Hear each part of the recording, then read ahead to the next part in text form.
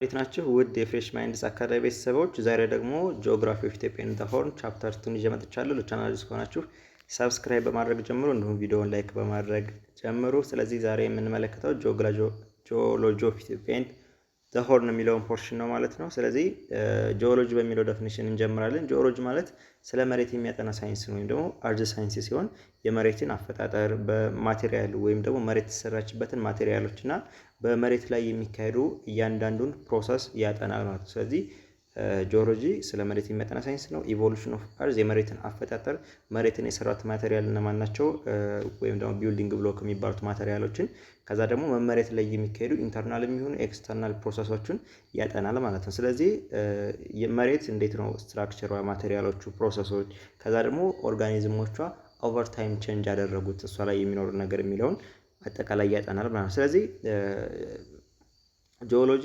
ከፓስት ጀምሮ እስካሁን ድረስ ያለውን ነገር ሪሞት ፓስት በጣም ከሩቅ ጀምሮ ያለውን እስካሁን ሪሰንትሊ ድረስ ያለውን ነገር ያጠናል ማለት ነው። እና ይሄ ጂኦሎጂካል አንደርስታንዲንግ ታዲያ ሪፈረንስ ኢንፈረንስ ወይም ደግሞ ኪው አለው ማለት ነው። ወይም ደግሞ ፍንጭ ይዞ የሚነሳው ዝም ብሎ በገስ ሳይሆን የሚያጠናው በታየውና በተለካው ዋት ቲን ኤንድ ዋት ካን ቢ ሜዠርድ በሚለካው ነገርና በሚታየው ነገር ተነስቶ ነው ይሄን ጥናት የሚያካሂደው ማለት ነው። እና እነዚህ ክሎች ታዲያ ሮክ እና ላንድ ፎርሞች ብቻ አይደሉም። ማለትም የተለያዩ አለቶችን፣ የመሬት አቀማመጥ መሬቶችን ብቻ በማየት አይደለም እነዚህን ስለ መሬት ስትራክቸር፣ ስለ መሬት ኢቮሉሽን የሚያጠናው ከሌሎችም ጋር ከሌሎች ሳብጀክቶች ጋር ኢንዳይሬክት በሆነ ሜተድም ቢሆን ኮኔክሽን አለው ማለት እና ከሌሎች ዲሲፕሊኖች ከሆኑም ያጠናል ማለት ነው።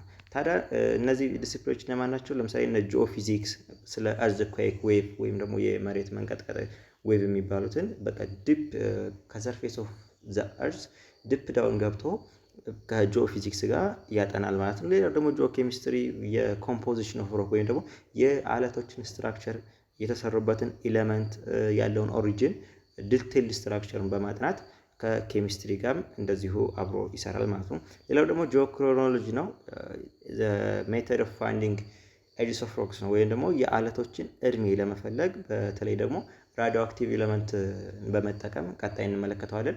እነሱ በመጠቀም ከጂኦክሮኖሎጂ ጋር ኮኔክሽን አለው ማለት ነው። ስለዚህ ጂኦሎጂ የራሱን የታየውንና የተለካውን ነገር ተጠቅሞ ነው ስለ መሬት የሚያጠናው።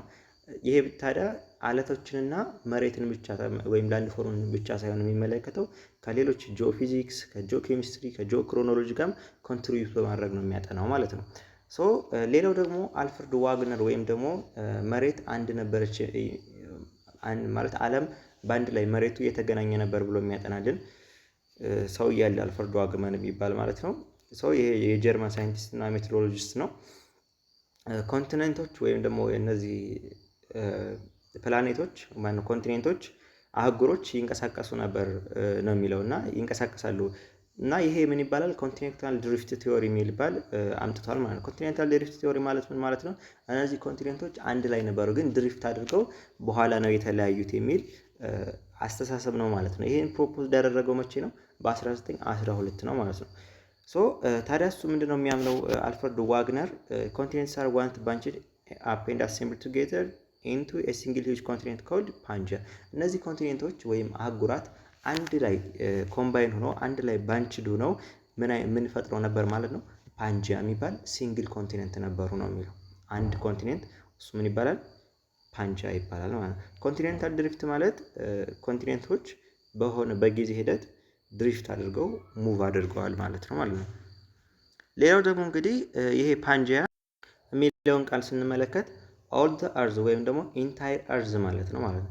ስለዚህ እነዚህ ይሄ ምንድነው? ፓንጂያ ሱፐር ኮንቲኔንት ነው፣ ወይም ደግሞ ከነዚህ ኮንቲኔንቶቹ በላይ የሚበልጥ እነሱ አንድ ላይ የያዘ ነው ማለት ነው። ፓንጂያ ከ250 ሚሊዮን ይርስ አጎ እንደነበረ ይገመታል ማለት ነው። እነዚህ ባንችዱ ነው አሴ ሲንግል ኮንቲኔንት እንደነበሩ ነው የሚታወቀው እና በፓሌዚክ እና ሜሶዞይክ ኢራ ላይም ይሄ ፓንጂያ እንደነበረ ነው ኮንቲኔንታል ድሪፍት ቲዮሪ የሚያስረዳው ማለት ነው። ታዲያ ይሄ ፓንጂያ ብሬክ ማድረግ የጀመረው ከ200 ዓመት በፊት ነው ማለት ነው። ይሄ ብሬክ ካደረገ በኋላ ወደ ምን ተከፈለ? ወደ ጎንድዋናላንድ እና ላውራዥያ ተብሎ ለሁለት ተከፈለ ማለት ነው። ታዲያ ይሄ ጎንድዋናላንድ የሚባለው ወይም ደግሞ ማነው ሳውዘርን ፓርቱን የፓንጂያን ሳውዘርን ፓርት የሚይዝ ሲሆን አፍሪካን፣ ሳውዝ አሜሪካ፣ ኢንዲያ፣ አንታርክቲካ እና አውስትራሊያን የሚይዝ ነው ማለት ነው። ላውራዥያ የሚባለው ደግሞ ኢሮፕ፣ ኤዥያ፣ ኖርዝ አሜሪካ እነዚህን የሚይዝ ነበር ማለት ነው። ነገር ግን እነዚህም ደግሞ እየቆዩ ላውራዥያ ወደ እነዚህ ብሬክ ዳውን አድርጓል። ጎንድዋናም ደግሞ ወደ እነዚህ ብሬክ ዳውን አድርጓል እየቆዩ ማለት ነው። ሶ ፍራግመንትድ እየሆነ መጥቷል አሁን ላይ ወዳሉት ኮንቲኔንቶች ማለት ነው። ለምሳሌ ጎንድዋና ላንድ እና አፍሪካ እና ሳውዝ አሜሪካ አንድ ላይ ነበሩ ማለት ነው። ከዛ በኋላ ግን አፍሪካ እና ሳውዝ አሜሪካ ተለያይተዋል። ኢንዲያም በተመሳሳይ ሌሎች ማለት ታዲያ እነዚህ አልፍሬድ ዋግነር ምንድናቸው? ይሄን እንድል ያደረጉት ኤቪደንሶቹ ምንድናቸው ሲባል የመጀመሪያው አፓረንት ፊት ኦፍ ኮንቲኔንትስ ነው። የኮንቲኔንቶቹ ፓርት ፊት ያደርጋል በካርታ ላይ ሲመለከት ማለት ነው። ሶ እነዚህ ኮንቲኔንቶች ወይም ደግሞ ኮስት ላይ ናቸው። ለምሳሌ አፍሪካ እንደዚህ አይነት ብትሆን ያው ስላልችልም፣ ከዛ ደግሞ ደቡብ አሜሪካ እንደዚህ አይነት ፓርት አለት የምናውቀው ማለት ነው። ሶ ይሄ ፊት ያደርግ ነበር ማለት ነው። ይሄ ፊት ያደርግ ሳውዝ አሜሪካ እና አፍሪካ ይሄኛውና ይሄኛው ፓርት ፊት እንደሚያደርግ ተደርሶ የሚታወቅ ነው አሁን ላይ ያለ ነገር ማለት ነው። ስለዚህ ከነዚህ ፊት ኦፍ ኮንቲኔንት ተነስቶ ደግሞ ምን አለ ማለት ነው አልፍሬድ ዋግነር አንድ ላይ ነበሩ የሚለውን ነገር ተነስቷል ማለት ነው። ሌላው ደግሞ ፎሲል ኮሪሌሽን ነው።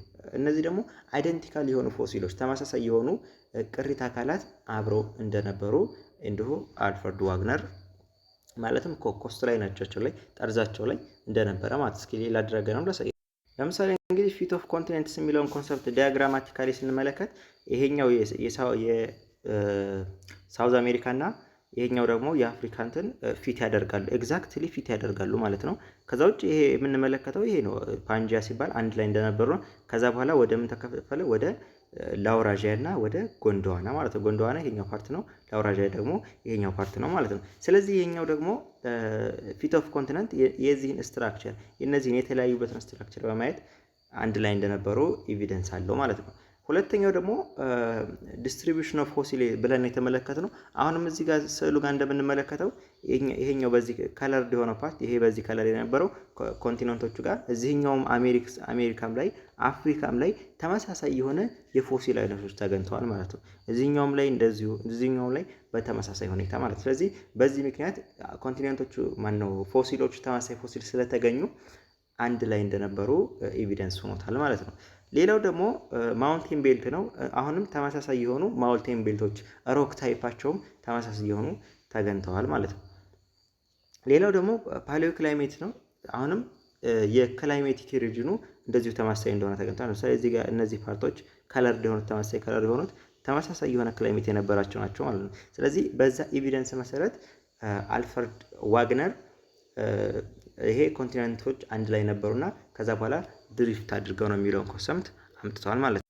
ሌላው ደግሞ ጂኦሎጂካል ፕሮሰስ ነው። ጂኦሎጂካል ፕሮሰስ እንግዲህ የመሬትን ፕሮሰስ ያጠናል ብለን ጂኦሎጂ እና እነዚህ ፕሮሰሶች ኢንተርናል ፕሮሰስ ሊሆኑ ይችላሉ፣ ኤክስተርናል ፕሮሰስ ሊሆኑ ይችላሉ ማለት ነው። ሶ ኢንተርናል ፕሮሰስ የሚባሉት ኢንዶጀኒክ ፎርስ ይባላሉ፣ ወይም ደግሞ የመሬት ውስጠኛው ክፍል ላይ የሚካሄዱ ፕሮሰሶች ናቸው ማለት ነው። እነዚህ ኢንተርናል ፕሮሰሶች ምን ሊሆኑ ይችላሉ? ቮልካኒክ አክቲቪቲ፣ ቴክቶኒክ ፕሮሰስ የሚባሉት። ቴክቶኒክ ፕሮሰስ ማለት መሬት ውስጥ ላይ የኢንተርናል ፓርት ኦፍ ዘ እርዝ እሱ ላይ የሚፈጠሩ የተለያዩ ሙቭመንቶች ማለት ነው። ሶ እነዚህ ቮልካኒክ ፎልቲንግ ሊሆኑ ይችላሉ፣ ፎልዲንግ ሊሆኑ ይችላሉ፣ ኦሮጂኔሲስ ወይም ደግሞ ኦሮጂኔሲስ የምንለው ማውንቴን ቢልዲንግ ማለት ነው። ቀጣይም እንመለከታለን ፕሪካምቤሪያን ኢራ ላይ።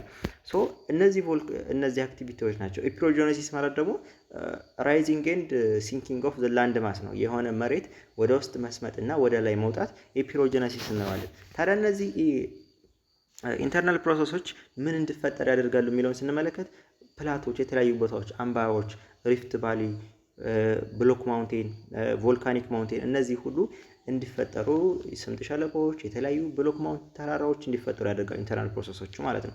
ሌላው ደግሞ ሁለተኛውን ፕሮሰስ ስንመለከት ኤክስተርናል ፕሮሰስ ነው። ኤክስተርናል ፕሮሰስ ደግሞ ምን ይባላል? ኤግዞጀኒክ ፎርስ ይባላሉ። እነዚህ ኤክስተርናሊ የሚያካሂዱት ማለት ነው። እነዚህ ታዲያ ወይም ደግሞ ጂኦሞርፊክ ፕሮሰስ ይባላሉ። እነዚህ ዌዘሪንግ፣ ማስ ትራንስፈር፣ ኢሮዥን፣ ዲፖዚሽን እነዚህ የሆነ ዲፖዚሽን ለምሳሌ የሆነ ፓርት ላይ ሲከማች ማለት ነው። ኢሮዥን የአፈር መጠረግ ሊሆን ይችላል፣ ዌዘሪንግ የመሳሰሉት፣ ማስ ትራንስፈር። ታዲያ እነዚህ የሆነን የመሬት ክፍል ወይም ላንድ ፎር ሞዲፋይ ያደርጉታል ወይም ደግሞ ከፍታው እንዲጨምር ለምሳሌ የሆነ ቦታ ላይ ዲፖዚት ቢሆንበት ከፍታው እንዲጨምር ሊያደርገው ይችላል። ራፍ ሊያደርጉት ይችላሉ። ሎወር ሊሆን ይችላል። ለምሳሌ ሲጠረግ ኤሮች ሲሆን እንደዚህ አይነት ማይነር የሆኑ ለውጦችን ያመጣል ማለት ነው። ያኛው ግን ኢንተርናሉ በጣም ሜጀር ለውጦችን ነው የሚያመጣው ሪፍት ቫሊ ድረስ ማለት ነው። እንግዲህ ኢትዮጵያ እንግዲህ የነዚህ ኢንተርናል እና ኤክስተርናል ፕሮሰሶች ኮምባይንድ ኢፌክት ናት ነው የሚለው። ማለትም በኢንተርናል በኤክስተርናል ፕሮሰስ ነው የዛሬዋን ኢትዮጵያ ያገኘናት ማለት ነው። ይሄ ታዲያ የኢትዮጵያ ክሮኖሎጂካል የኢትዮጵያ አሁኗ ጂኦግራፊ ክሮኖሎጂካሊ ከድሮ ከፕሪካምቤሪያን ኢራ ጀምሮ ከኦልደስት ጀምሮ እስካሁን ድረስ ባለው የመሬት ታሪክ ውስጥ ሞዲፋይ እየሆነ የመጣ ነው ማለት ነው። ሶ ጂኦሎጂካል ታይም ስኬል የሚለውን ስንመለከት ደግሞ የጂኦሎጂካል ታይም ስኬል ወደ ኢራዎች ይከፋፈላል ማለት ነው። ታች ክላስ የምናውቀው ነው ማለት ነው። እነዚህ ኢራዎች ወደ ፔሪዶች ይከፋፈላሉ። ሶ እነዚህ ታዲያ የሚያመለክቱት እንዴት ነው የሚከፋፈሉት የሚለውን ስንመለከት በዘመናቸው በጊዜው በነበረው ካይንድ ኦፍ ላይፍ ነው የነበረውን ካይንድ ኦፍ ላይፍ ያመለክታሉ ማለት ነው። ስማቸው ራሱ ከዛ የተነሳ ነው። እና እነዚህ ፓሊዮዞይክ ኢራ የሚባሉት አንሸንት ላይፍ ነው። ኢንቨርተብሬቶች የነበሩ ናቸው። ሜሶዞይክ ከሆነ ኤጅ ኦፍ ሬፕታይል፣ ሴኖዞይክ ከሆነ ደግሞ ኤጅ ኦፍ ማማል ናቸው። ሶ መሬት ደግሞ እያንዳንዳቸውን በዲቴል እንመለከታቸዋለን። መሬት ደግሞ ከ4.5 ቢሊዮን ዓመታት በፊት እንደተፈጠረች ኤቪደንሶች ያሳያሉ ማለት ነው። ሶ ሌላው ደግሞ የኤርሊየስት ላይፍ ወይም ደግሞ የመጀመሪያው ህይወት መሬት ላይ የተፈጠረው ከ3.5 ቢሊዮን ይርስ አጎ እንደሆነ ይታመናል ማለት ነው። ሶ ጂኦሎጂካል ታይም ስኬልን ስንመለከት እንግዲህ ይሄ ጂኦሎጂካል ታይም ስኬል የመሬትን ሂስትሪ የመሬትን ጂኦሎጂ የሚገልጽ ወይም ደግሞ የመሬትን ላይፍ ነው የሚገልጽ ነው ማለት ነው። ታዲያ እነዚህ ጂኦሎጂካል ታይም ስኬል በተለያዩ ኢራዎች፣ ኢፖች፣ ፔሪድ፣ ኢዮን የሚባሉ ዲቪዥኖች አሉት። የተከፋፈለ ነው። ታዲያ እነዚህ ክፍሎች ታዲያ ምን ካራክተሪስቲክስ አላቸው? በምን ተመስርተው ነው የተከፋፈሉት ሲባል የመጀመሪያው ሪላቲቭ ፖዚሽን ኦፍ ላንድ ኤንድ ሲ ነው። በጊዜው የነበረው ላንድ ኤንድ ሲ ሪላቲቭ ፖዚሽን ለምሳሌ ፓንጂያ አንድ ላይ ነበረ ብለናል። ከዛ ተከፋፍሏል ማለት። ስለዚህ በእነዚህ ኢቨንቶች ሪላቲቭሊ በነበራቸው ፖዚሽን ካይንድ ኦፍ ክላይሜት በነበረው የአየር ንብረት ካይንድ ኦፍ አኒማል ኤንድ ፕላንት ላይፍ ዛት ዴቨሎፕድ ኤንድ ኤግዚስትድ በጊዜው የነበረው የህይወት የእንስሳት ሊሆን ይችላል የእጽዋት ህይወት በእነሱ ላይፍ መሰረት እነዚህ እንትኖች ይከፋፈላሉ ይላል። ታዲያ እነዚህን እንትኖች ታይም ስኬል ፕሪሳይዝሊ ወይም ደግሞ በእርግጠኝነት ከዚህ እስከዚህ ነው ብሎ ሊሚት አድርጎ ለመለካት በጣም አስቸጋሪ ነው ማለት ነው። ሶ እነዚህ ታዲያ ዩኒፎርም የሆነ ሌንግዝ ኦፍ ታይም የላቸው። ማለትም ለምሳሌ ኢዮን፣ ፕሪካምቤሪያን ኢራ ብንመለከት፣ ሴኖዞይክ እነዚህኞቹም ኢዮን፣ ኢፖች፣ ፔሪድ የሚባሉትን ክላሲፊኬሽኖች ብንመለከት ዩኒፎርም የሆነ ወይም ደግሞ እኩል የሆነ ሌንግዝ ኦፍ ታይም የላቸውም። ምክንያቱም እነዚህ እንትኖች የተሰሩት በነበረው ላይፍ በሆነ ኢቮሉሽን በሆነ ክስተት መሰረት ነው የተከፋፈሉት ማለት ነው። ታዲያ እነዚህ ታይም ስኬሎች በአራት ይከፈላሉ። ስፔሻሊ በላርጅ እና ከትልቅ ወደ ትንሽ ኢዮን፣ ኢራም እያልን የምንከፍላቸው ማለት ነው። ሶ እነዚህ ዲቪዥኖች ቅድም እንዳልኳችሁ እንትናቸው የተከፋፈሉበት ኦከራንስ ኦፍ ሳይግኒፊካንት ጂኦሎጂካል ኢቨንት በጣም ወሳኝ በሆኑ ጂኦሎጂካል ኢቨንቶች ለምሳሌ ማስ ኤክስቲንክሽን ምናምን በመሳሰሉት ማለት ነው። ኢዮን የምንለው እንግዲህ ላርጀስት ፔሪድ ነው፣ በጣም ትልቁ ነው የጂኦሎጂካል ታይም ስኬል ላይ። ኢራ የሚባለው ደግሞ ከኢዮን ያነሰ ነው። ፔሪዶች ኮምባይን አድርገው የሚፈጥሩት ነው ማለት ነው። ፔሪድ ደግሞ ኤፖቾች ኮምባይን አድርገው የሚፈጥሩት ከኢራ ያነሰ ነው ማለት ነው። ኢፖች ደግሞ ስሞለስት ዩኒት ነው። ነገር ግን ይሄ ስሞለስት ቢባለም እንኳን ሚሊዮን ዓመታትንም ሁሉ ሊይዝ ይችላል ማለት ነው። ስሞለስት ሲባል በጣም ትንሽ ነገር አይደለም። እንግዲህ እዚህ ጋር ቴብሉ ላይ ስንመለከት ጂኦሎጂካል ታይም ስኬል ከድሮ ጀምሮ ወይም ደግሞ ከፕሪካምቤሪያን ኢራ ጀምሮ የነበረውን ነው የሚያመለክትልን የተቀመጠው ቴብል።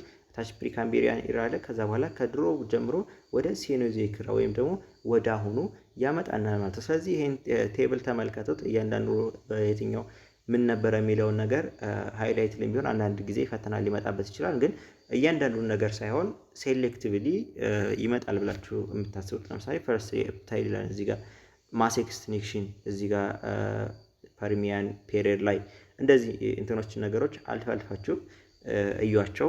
ሶ ቴብል ስለሆነ እኔ እዚህ ጋር ማውራት አይጠበቅብኝም። ሌላው ደግሞ ኤጅ ዴቲንግ ቴክኒክ ነው። እነዚህን ታዲያ እድሜያቸውን የሮኮችን እድሜ በምንድን ነው የምናውቀው የሚለውን ኮንሰፕት ስንመለከት ኤጅ ዴቲንግ ቴክኒክ ወደሚለው ኮንሰፕት ያመጣናል ማለት ነው። ኤጅ ዴቲንግ ቴክኒክ እንግዲህ ሪላቲቭ ዴቲንግ እና አብሶሉት ዴቲንግ የሚባል ሁለት አይነት ኮንሰፕቶች ጋር ያስተዋውቀናል ማለት ነው። ሪላቲቭ ዴቲንግ የምንለው የጂኦሎጂካል ኤቪደንስ ኮምፓራቲቭ ኤጅ ነው፣ ወይም ደግሞ የፎሲሎችን ኮምፓራቲቭ የሆነ ተመጣጣኝ የሆነ ግምታዊ ነው። በቃ እሱን ነው እንጂ የምናገኘው ኤግዛክቱን ማግኘት አንችልም ማለት ነው። በፎሲል ሮክ በያዙት ሮክ ያ ሮክ ጠንካራ ከሆነ ለረጅም ጊዜ ዓመት ይቆያል እንደዚህ በሚለው ኮንሰፕቶች። ሁለተኛው ደግሞ ቶፕ ላይ ያለው ሮክ ኦልደር ነው፣ እታች ያለው ደግሞ እንትን ነው በሚል ለምሳሌ የተለያዩ ሮኮች ቢኖሩና እዚህ ጋር የሆነ ሮክ አለ፣ እዚህ ጋር የሆነ ሮክ እንደዚህ አይነት የተደራረበ አለቶች ቢኖሩ እዚህ ከታች ከስር ያለው እንደምን ይታሰባል ማለት ነው? ከስር ያለው እንደ ኦልደር ነው ተብሎ ይታሰባል ማለት። ከስር ያለው ሮክ በጣም በእድሜው እየቆየ ነው፣ እዚህ ጋር ደግሞ ላይ ያለው ያንገር ነው ተብሎ የቅርብ ጊዜ ነው ተብሎ ይታሰባል ማለት ነው። ሶ ሪላቲቭ ኤጅ ዴቲንግ እንግዲህ ይሄን አይነት ቴክኒክ ነው የሚጠቀመው ማለት ነው። ሌላው ደግሞ ሪላቲቭ ኤጅ ነው የሚሰጠን የትኛው ያንገር ነው የትኛው ኦልደር ነው የሚለውን ነው የሚለን ማለት ነው። ሌላው ደግሞ አብሶሉት ዴቲንግ ነው። አብሶሉት ዴቲንግ የምንለው እንግዲህ አክቹዋል ኤጅን ነው ወይም ደግሞ የፎሲሉን በራዲዮ አክቲቭ ዲኬ በመጠቀም አክቹዋል ወይም ትክክለኛው በጣም የቀረበ ወደ አብሶሉት የቀረበውን ነው የሚሰጠን ማለት ነው። ኤግዛክት ኤጅ ነው የሚነግረን ማለት ነው። ታዲያ ይሄ ራዲዮሜትሪክ ዴቲንግ ይባላል። ወይም ደግሞ ራዲዮ አክቲቭ ኤሌመንቶችን ተጠቅመን ስለሆነ የምንለየው ራዲዮ አክቲቭ ዴቲንግ ይባላል ማለት ነው። ስለዚህ ይሄ ምንድነው ታዲያ የሆኑ ሮኮች ሲፈጠሩ ስሞል አማውንት ኦፍ ራዲዮ አክቲቭ ኤሌመንቶች ይኖራሉ። ታዲያ ከነዚህ ራዲዮ አክቲቭ ኤሌመንቶች በምን ያክል ዘመን ዲኬ እንደሚፈርሱ በምን ያክል ጊዜ መጠናቸው እንደሚቀንስ ስለሚታወቅ ከነዚህ ኤቪደንሶች ተነስቶ ነው ይሄ ራዲዮ አክቲቭ ኤጅ የሚሰጠው ማለት ነው። ሶ አት ታይም ፓስስ ፓረንት ራዲዮ አክቲቭ ኤሌመንትስ ቼንጅ ኢንቱ ሬጉላር ሬትስ ኢንቱ ነን ራዲዮ አክቲቭ ዳውተር ኤሌመንትስ።